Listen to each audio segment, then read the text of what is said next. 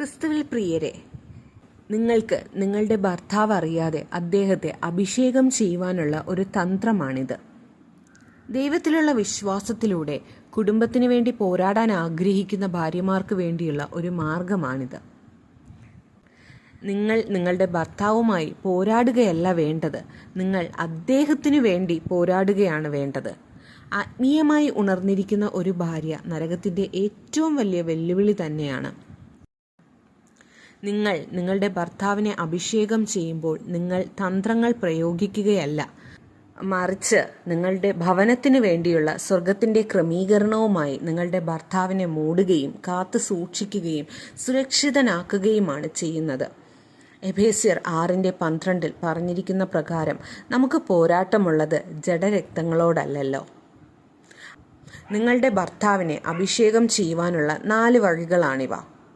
ഒന്നാമത്തേത്, അദ്ദേഹത്തിൻ്റെ കിടക്കയുടെ ഭാഗം അഭിഷേകം ചെയ്യുക. സങ്കീർത്തനം 4:8 പറയുന്നു, ഞാൻ സമാധാനത്തോടെ കിടന്നുറങ്ങും, കർത്താവെ നീ മാത്രമേ എന്നെ നിർഭയമായി വസിക്കുമാറാക്കുന്നുള്ളൂ. കർത്താവെ, എൻ്റെ ഭർത്താവിൻ്റെ മനസ്സിനെയും ആഗ്രഹങ്ങളെയും വ്യക്തിത്വത്തെയും അങ്ങേയുമായി യോജിപ്പിക്കണമേ. രണ്ടാമതായി, അദ്ദേഹത്തിൻ്റെ ഷൂസുകൾ അഭിഷേകം ചെയ്യുക.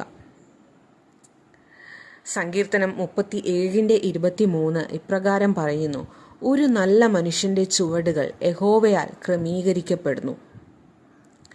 ഇന്ന് എൻ്റെ ഭർത്താവ് വയ്ക്കുന്ന ഓരോ ചുവടും പരിശുദ്ധാത്മാവിനാൽ ക്രമീകരിക്കപ്പെട്ടതും സംരക്ഷിക്കപ്പെട്ടതും നിയമിക്കപ്പെടുന്നതുമാണ്. ഇപ്രകാരം നിങ്ങൾ ചെയ്യുന്നതിലൂടെ നിങ്ങളുടെ ഭർത്താവിൻ്റെ നേതൃത്വത്തെയും തീരുമാനങ്ങളെയും കുഞ്ഞാടിൻ്റെ രക്തത്താൽ നിങ്ങൾ മൂടുകയാണ് ചെയ്യുന്നത്. മൂന്നാമതായി, നിങ്ങളുടെ ഭർത്താവിൻ്റെ വസ്ത്രങ്ങളെ അഭിഷേകം ചെയ്യുക. യെശയ്യാവ് 61:10 ഇപ്രകാരം പറയുന്നു, അവൻ എന്നെ രക്ഷയുടെ വസ്ത്രം ധരിപ്പിച്ച് നീതിയുടെ അങ്കി എന്നെ അണിയിച്ചു. നിങ്ങൾ നിങ്ങളുടെ ഭർത്താവിൻ്റെ വസ്ത്രം എടുത്ത് ലഘുവായി സ്പർശിച്ചുകൊണ്ട് ഇപ്രകാരം പ്രഖ്യാപിക്കുക, കർത്താവെ, നീതി, ശക്തി, ജ്ഞാനം എന്നിവയാൽ അവിടുന്ന് എൻ്റെ ഭർത്താവിനെ അണിയിക്കണമേ.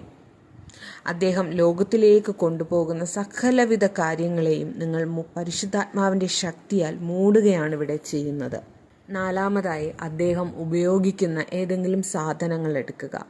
സങ്കീർത്തനം 101:3 പറഞ്ഞിരിക്കുന്നു, ഞാൻ ഒരു ദുഷ്കാര്യവും എൻ്റെ കൺമുൻപിൽ വയ്ക്കുകയില്ല.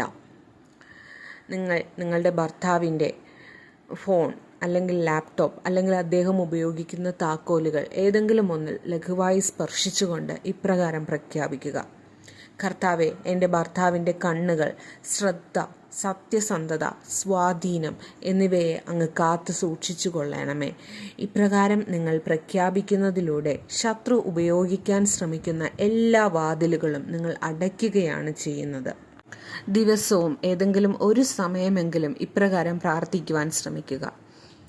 കർത്താവ് നിങ്ങളെ ധാരാളമായി അനുഗ്രഹിക്കട്ടെ. ആമേൻ.